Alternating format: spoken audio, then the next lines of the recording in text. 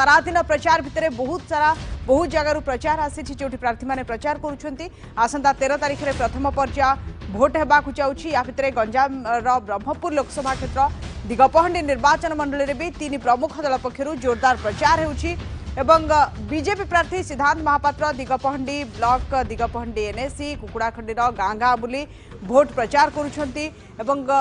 सानखेमुंडी डंबुल चैतन्यपुर रे प्रचार करिछंती सिद्धांत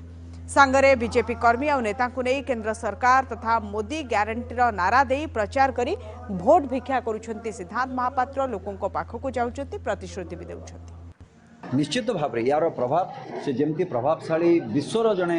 नेता तो निश्चित भाव में आम गंजाम माटी से आसबे एवं मोर विश्वास जे जो माटी प्रथम करी स्वतंत्र उत्कल प्रदेश गठन पाई आरंभ होता जो यात्रा मु भावुची जे दक्षिण भाग ओडिशा रे आमर जे सर्वोच्च नेतृत्व नरेंद्र मोदी जी जितेबाला आम प्रधानमंत्री पाद देवे आमर माटी रे निश्चित भाव में एठू ही भारतीय जनता पार्टी जो विजय यात्रा एठू ही आरंभ होगा एवं एठू ही प्रथम पद्म फुटब एवं आशा करी जे सर्वसाधारण निश्चित भाव में जनसाधारण